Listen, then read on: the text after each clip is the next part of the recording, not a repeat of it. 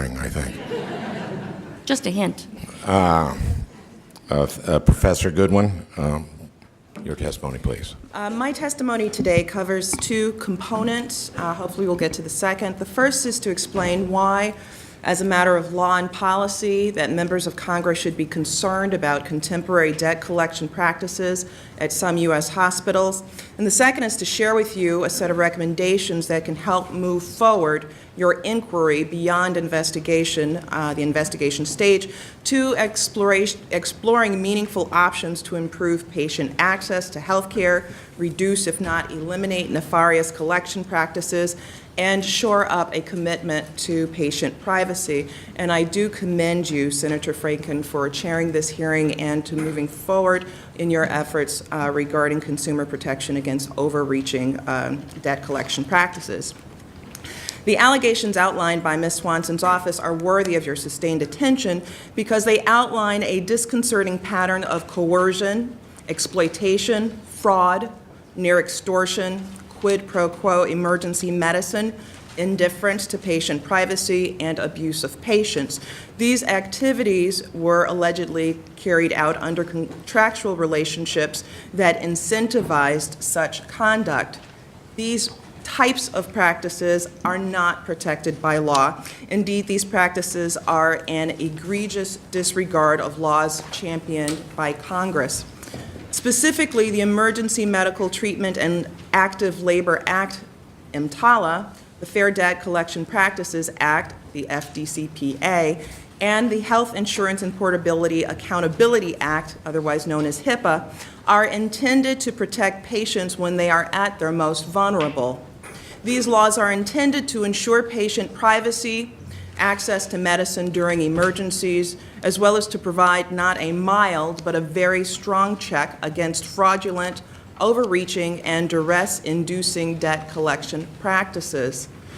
The FDCPA was enacted in 1978 specifically to guard against the type of activities that have been described today. When Congress enacted this law, the following was noted in Section 802. There is an abundant evidence of the use of abusive, deceptive, and unfair debt collection practices by many debt collectors. Abusive debt collection practices contribute to a number of personal bankruptcies, to marital instability, to the loss of jobs, and to invasion of individual privacy. Nearly 35 years later, this law is treated as a relic rather than a living, robust feature of our nation's promise to its consumers. The FDCPA specifically prohibits the types of practices that have been alleged by the Attorney General's office. If the findings are correct from the Attorney General's office, we have a very clear violation of federal law. I'll point you to Section 805 of the FDCPA. In subsection A, it states that subsection prohibits collection agents from communicating with any consumer at, quote, any unusual time or place known of which should be known to be inconvenient to the consumer. Certainly, emergency rooms with people with feeding tubes in and the other kinds of situations that we've heard about today are certainly inconvenient and not the appropriate time or place. My submitted testimony goes further. I would point you to the emergency, to the EMTALA. The Minnesota Attorney General's report outlined a range of nefarious practices, including hospitals embedding debt collectors among their staff, including in emergency rooms. If this is true, hospitals deploying such tactics may have violated EMTALA if the practices resulted in turning away patients in need of emergency care. To explain, in 1986, Congress enacted EMTALA to ensure public access to emergency services regardless of the ability to pay. What we know is that the legacy that preceded EMTALA was one that was really quite a scar on our nation's history. It included turning away pregnant women who gave birth on the side of roads. Sometimes people died. We know that there has been a history in this country where African Americans have literally died on the steps of hospitals. I would just simply close with also pointing out to you that what we've heard today, and certainly what has come through in your line of questioning, shows a clear disregard for HIPAA as well and patient privacy, being located on laptops that have been stolen and that were not to be privy to individuals who had clearly more patient information than they needed for their debt collection practices. I have recommendations that are submitted as part of the written testimony. Yeah, all the written testimony is part of the record. Thank you, Professor Goodwin. Now, Ms. Curtis. Good morning, Senator Franken. I'm grateful for the opportunity to testify today. My name is Jessica Curtis, and I direct the Hospital Accountability Project at Community Catalyst. We're a national nonprofit consumer advocacy organization that focuses on health issues. The project works with hospitals, community groups, and policymakers to improve access to care and protect patients to the greatest extent possible from medical debt arising from hospital bills. We track public policies and have developed standards and model legislation that hospitals and policymakers alike can use to make billing and collections fair for patients. I think it's worth noting that in 2011, 1 in 5 people in the United States reported that their family had difficulty paying a medical bill, and 1 in 10 reported having a medical bill they could not pay at all. Insurance coverage alone is no protection against medical debt. About 76% of those with medical debt reporting having had health insurance when they acquired it. Today, I hope to provide some context by looking at what makes medical debt unique, the role hospital billing and collections policies have played in its proliferation, and what can be done to address these problems. First, medical debt can be distinguished from other types of consumer debt. As many have noted, with very few exceptions, patients attempting to access healthcare services do so out of medical necessity. Illness and injury are unpredictable and involuntary, and the stakes for patients are very high. Delaying care could result in disability or even death.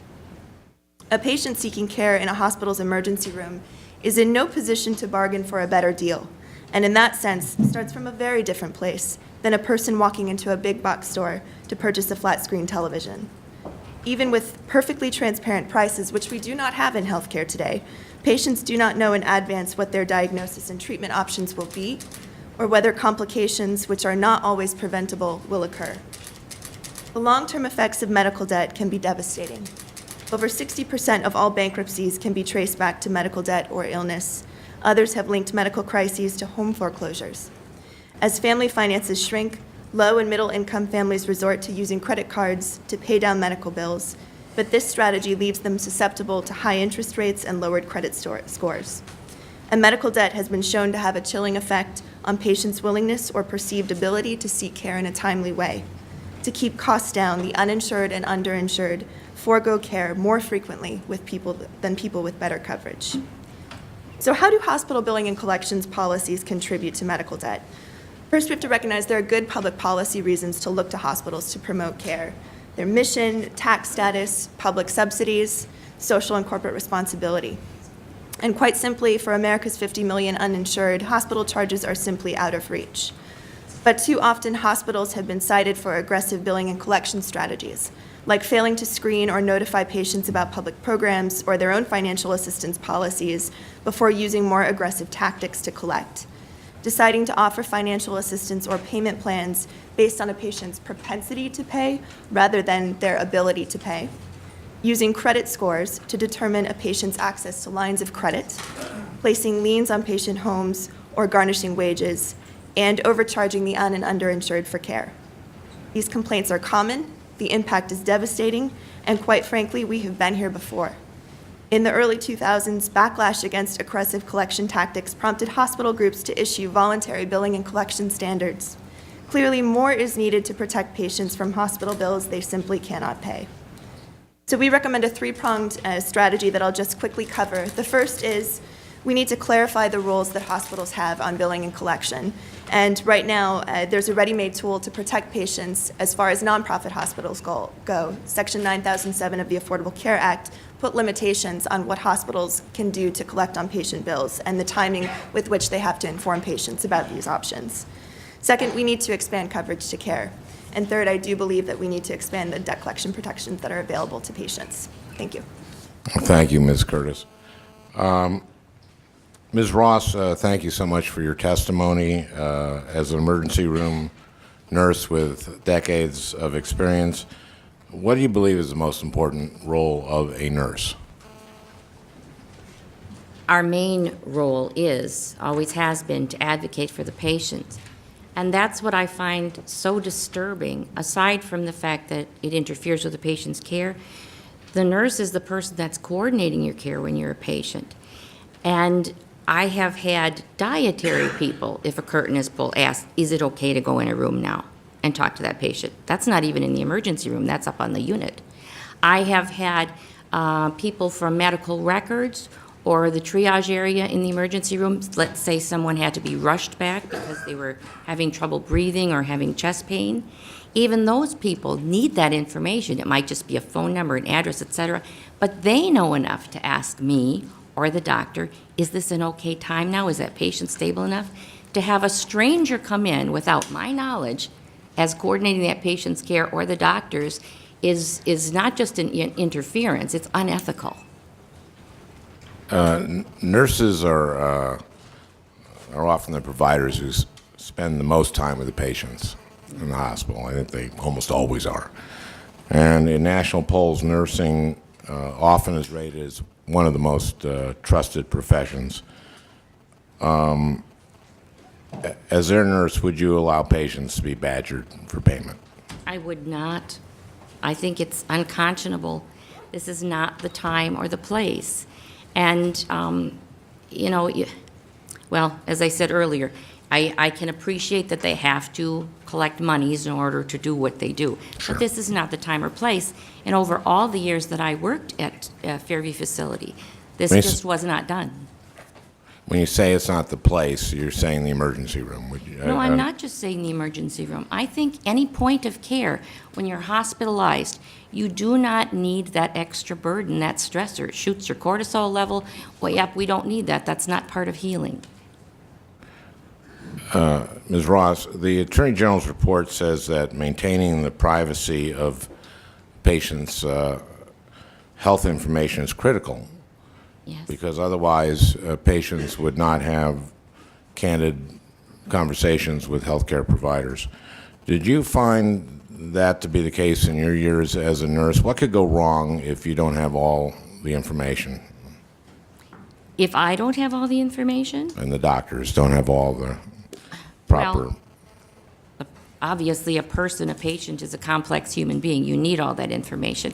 I am a little disturbed, and I noticed this too when I started reading the consent for treatment forms, because I read them for my parents who are elderly now too. And I did notice that over the years, the Fairview consent for treatment form had changed. And when I was last in with my father, I asked who this third party might be that needed this excess information. I'm used to, obviously you give it to other physicians, other people who handle your care, and to insurance companies who would have to process your bill. But I asked, who is this third party? And I was told those poor people at the desk, they don't know. What the lady said to me was, quite frankly, ma'am, nobody's ever asked that question, and if you don't want to sign okay to this, you just put your initials there and say no. So we did say no. But it came, obviously, after I started reading about what's going on here, I believe that's the third party they're talking about. And I do not understand why that pertinent medical information needs to be given to a third entity. And if people don't trust that their information is going to be secure, they'll be less likely to give out personal information Exactly. that you, as a nurse, and the doctors may need to know what medications that person's on, what conditions they have, so that Exactly. you don't prescribe, the doctor doesn't prescribe medicine that is Right. will interact badly with other. Exactly. Ms. Curtis, in your written testimony, you explained that medical debt is different, and just now, from other types of debt, that people don't typically choose to rack up medical debt. and they definitely don't choose to get sick. Can you talk more about the special nature of medical debt and how devastating it can be for a family to deal with debt collectors while they're trying to heal? Sure, and I can say probably the best way to talk about this is to talk about some of the patients that we've come across in our work across the country.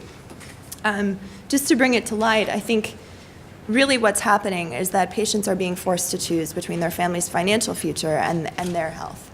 And that's a choice that I don't think people should have to make, but frequently they do. So one of the patients that we have worked with, for example, in Florida, this was a woman who went into the emergency room for care. She was asked to take care of her bill at the moment. When she said she wasn't able to, she was asked if she had a credit card. So because she wanted to seek care, she put the bill on her credit card. The charge was $4,000. And it took care of her immediate problem. She was able to see the doctor. She was able to get treatment. But as a result of having that bill on the credit card, she ended up falling behind on her mortgage and is now in a very different situation where her financial health is in danger as well. Another story that I know has made the news recently in New York was a woman, a graphic designer, who for most of her life had been insured and employed but was hit hard by the recession. She went into one of New York's premier nonprofit hospitals and was asked immediately to pay upfront for care. She had, I think, a benign tumor on her liver. She did that. She raided her savings account and paid $17,000 right away. What ended up happening to her, however, was, of course, that didn't take care of the entire charge. And so she was landed with an $88,000 bill. She tried to work out a payment plan, was unable to do so, and ended up in court with the hospital. There, a judge recommended that the hospital accept her offer to make a $100 per month payment plan. And she has said she'll be paying that bill for the rest of her life. And again, this is a woman in these situations, when people hear these stories, they're carrying that information and that knowledge with them the next time that they or their family requires additional help. How do you think our federal debt collection laws should reflect the special circumstances around medical debt? Well, one of the things that my organization has been working on is to really back up from the point where a debt becomes bad debt and we're in the position where people are collecting. Hospitals, to my knowledge, are mostly exempted from the Federal Debt Collection Protection Act. They are a creditor and they're allowed to do a lot in order to collect on their own debt. And again, we recognize that hospitals need to receive payment for services rendered. But we have become increasingly aware of and troubled by the same kinds of practices that we've heard alleged here in the Fairview and Accretive health cases happening in hospitals across the country. And what's troubling is that the protection that's now in the Affordable Care Act and applies to nonprofit hospitals just applies to those hospitals. It's still very much predicated on what the hospital's own financial assistance policy is, and all of the protections in it, which would require hospitals to limit what they charge patients for care, and the steps that they take to screen a patient for before they engage in extraordinary collection actions. Again, all of those depend on their own financial assistance policy, and that's up to their discretion. So what we have is a situation where some hospitals have higher burdens placed on them, new higher burdens placed on them to be thoughtful about how they collect on bills. But not all hospitals in the United States have that. And then again, those protections differ as you move down the line and the account proceeds forward to become past due. Thank you. Professor Goodwin and Ms. Curtis, as you both know, and as we've heard in our testimony today, tax-exempt or charity hospitals in Minnesota don't pay federal or state income taxes, property taxes, or sales taxes, and they can sell tax-exempt bonds. These benefits are worth billions of dollars nationally. In return, tax-exempt hospitals are required to provide a benefit to the community. Could that create a conflict of interest and potentially undermine the mission of a charitable hospital when it contracts out its revenue cycle management services to a for-profit and publicly traded firm? It seems to me that nonprofit hospitals have to carefully manage their for-profit contractors, particularly in the area of debt collection, to make sure the public's interests are being served. Would you agree? Sure, I would definitely agree. I think this is one of the reasons why the Internal Revenue Service has begun to ask nonprofit hospitals to report what collection actions they or an authorized agent have undertaken. And it's very specific questions. Those questions were added for tax year 2010, but they were made optional for that tax year. This is the first year, tax year 2011, that hospitals will have to report that information. And I think it's just for the reason that you're saying. There is an inherent conflict of interest here. Professor? I absolutely agree with you. Historically, the reason why, in fact, we allowed hospitals and other organizations to have a charitable status is because we had sick people, and we know when there's sick people who are untreated, just as you mentioned earlier, it can become a public health nightmare. And so we want people who cannot afford treatment to be able to get treatment, and in exchange for that, we allow for a tax exemption status for hospitals. But there is a conflict of interest that does arise clearly when hospitals perform in more illusory than real ways with regard to providing charitable care. It just seems to me that that there is a responsibility that the for charity hospital has, and that it can't allow its relationship with a for-profit entity to compromise that mission. I think that's absolutely right, and I think this has become a very complicated issue, not only in the state of Minnesota, but throughout the country as well. There are also some very significant information asymmetries that take place, so that individuals who need care and they seek emergency treatment believe, and in fact, federal law provides for them to be able to get that care. Poor people who believe that they're being treated at a charitable hospital believe that they will be treated charitably. It's unfortunate when they arrive at our hospitals that we are providing tax exemption status for, and Minnesota taxpayers are paying for, when they're not getting that kind of quality of care. And I think we're all sensitive to the fact that this is a real challenge, how hospitals will recoup debt. So that we all know about, but it's the Right. manner and place in which this all happens that I think makes this hearing incredibly important. I think that's the case. The hospitals are in a crunch, and they have to be able to collect. And I think everyone agrees with that. No one here does not agree with that. And it's how you do it, and when, and where. Professor Goodwin, as you know, the Fair Debt Collection Practices Act is intended to protect consumers from unscrupulous debt collectors. However, the law doesn't cover all collection activities. Accretive has argued that the Fair Debt Collection Practices Act did not cover their revenue cycle employees working at Fairview. Do you agree with that assessment? I disagree with that assessment. I think if you look at the law, the intent behind the law, and as I pointed out, specific sections of the law, Accretive would certainly have been covered by this, and that their behavior certainly stands, in my opinion, as a violation of the law. I've read through all of the volumes that have been presented by written by the Minnesota Attorney General, and there are specific violations that are pointed out, both in terms of communication, how they communicate it, when they communicate it, deceptive practices in terms of what they did not disclose to the individuals who were seeking treatment at the hospitals, to inform them that they actually were debt collection agents, that they served a dual purpose and role. There were violations by the manner in which they sought payment from patients at bedside, and in ways that even my law students, non-law students, if I were talking to high school students and I showed them the statute and said, here's the conduct that's been alleged, has there been a violation, a high school student would say yes. So that sounds like you're saying that the law is clear enough to hold bad actors accountable.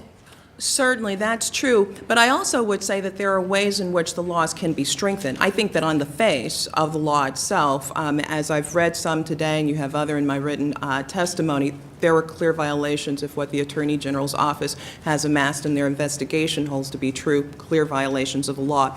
That said, what concerns me is that for consumers, there really isn't there isn't the opportunity to be incentivized to even complain about this. At best, a consumer who wants to file under the FDCPA may at most recover $1,000. That's negligible. There's no significant disincentive for a company that's going to bring in tens of millions, if not hundreds of millions in revenue per year to do anything otherwise, if at best they're going to pay off $1,000 to a consumer who complains.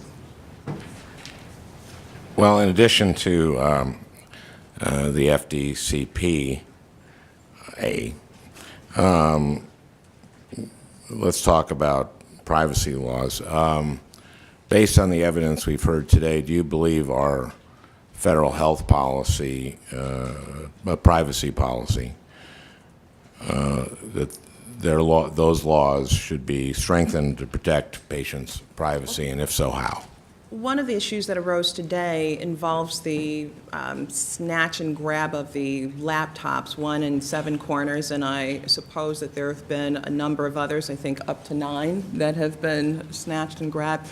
And in these laptops, the data that's, first of all, there's been too much data that's been provided, but in addition, there's data that has not been encrypted. So I think that we can do more to strengthen HIPAA to provide for the advancements in technology that perhaps were not predicted at the time of HIPAA's passing. Thank you. This question is for all the witnesses, so anyone chime in. One of the key things we've been struggling with all day is that hospitals need a way to collect from patients that is fair and reasonable and that doesn't interfere with patients getting the care that they need. Where do we strike that balance? Is there a responsible way for hospitals to collect on their debts without compromising the quality care of patients? And are there additional changes to federal law that you would recommend to achieve that balance? Sure, I'll start. I think that those are exactly the right tensions to point out, but the truth is that there are ways that hospitals can collect on these debts without going bankrupt. Hospitals do this all the time. Part of the issue that does come up is really timing and place. What struck me from the testimony today was that it did not seem in the questions that patients were being asked about ability to pay or whether they would like to pay. I didn't hear at that moment a question about, are you concerned that you will not have an ability to pay? And the hospitals that we've worked with that have done this really well will ask those questions up front. If a patient is uninsured, if they're underinsured, if they express some difficulty about paying, in some places, if they are eligible for other kinds of programs, food stamps, Medicaid, Medicare, there can be some form of presumptive eligibility put in place for financial help under the hospital's policy. So that's a starting place, is to think about in the hospital, how are they communicating? What are the policies? What do they say about time and place? How are those being communicated to staff and reinforced to staff within the hospital through regular trainings? There are ways that that can happen.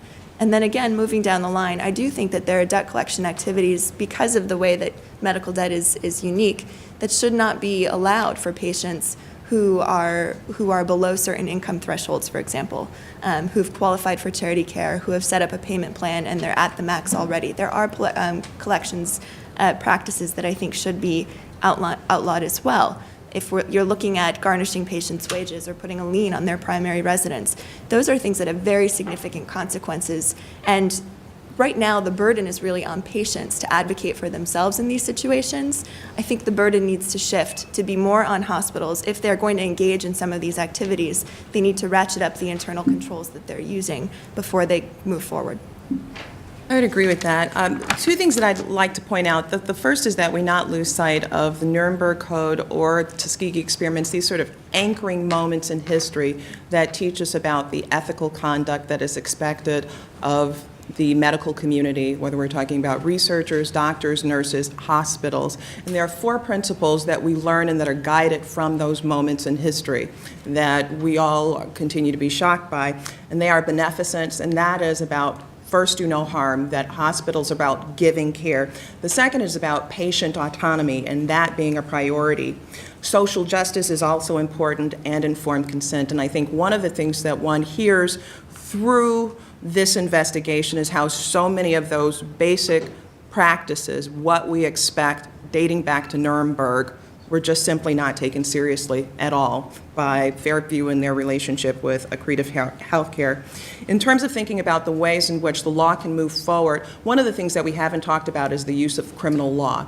And I would commend you to consider the work of Professor Song Richardson. She's a person who's collaborated with me about the ways in which we need to take a much more serious look at the ways in which health laws are violated and research codes are violated, and the criminal law provides a very strong stick to check against behavior such as this, and I think we need to move in that direction. Two more things that I would suggest, and that is we really do need better information sharing with patients because there are information asymmetries, and what patients need to know about are the ways in which hospitals go about collecting their money, and why it's important that hospitals are in the shape that they are when they're looking to recoup losses. That's not really information that's shared with patients. They're expected to sign on a dotted line, but in terms of good quality information, it's simply not there. And one other point would be to take a very serious look at hospitals and their charitable status. We need to consider joint and several liability here, which is not a new concept in the law, but it is to say that when hospitals understand that they're working with parties that do badly, they too can get in trouble, not just the companies that they're working with. Thank you. Ms. Ross. I will have to say, echoing on what Michele Goodwin just said here, I was struck when Mr. Moody and Mr. Kazarian were speaking about, especially Mr. Kazarian, about the types of things he said his company is supposed to do. And what struck me is you've got this supposedly beneficent community facility. Hospitals are there for the community. They're supposed to be. And you've got professionals who know their duty is first do no harm. You've got social workers. You've got people who could perform all of those duties that he was talking about in his for-profit business. So people who clearly understand HIPAA and know what they can and cannot share, who clearly would safeguard that information because they're healthcare professionals, caregivers in that institution. The hospital in which they work clearly understands that. Why on earth would you farm that out to another company? That does not make sense to me. What he talked about in the form of helping patients, I was really glad to hear because patients do not have a clue. They're farmed out to talk to their insurance people. It depends on who you get that day, whether you get a real person on the phone.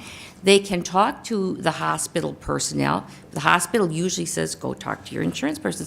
So if they had some sort of coordinator within that hospital facility that could do that, that would be more ideal, I would think, than farming it out to someone else.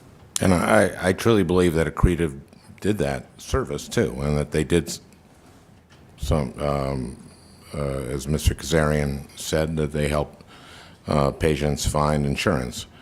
But again, we're talking about balance, and we're talking about the right way and the right And it's yet again time. another party to give that protected information to when it doesn't need Exactly. to be. Well, thank you all for your testimony today. You're now excused. Thank you very much. Thank you.